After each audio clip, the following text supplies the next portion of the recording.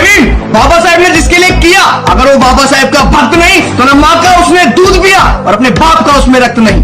तुमको आंख दिखाए तो आंख दिखा देना,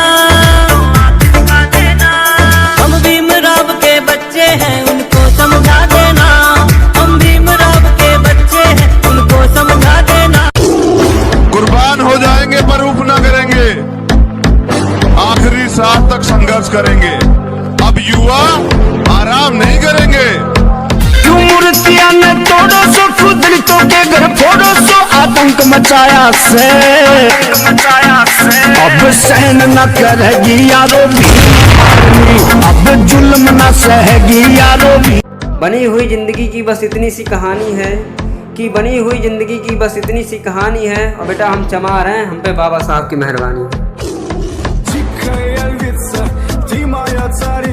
अरे जाटव कौम के वीरों ने आजादी में बलिदान दिया, फांसी चढ़ गए कई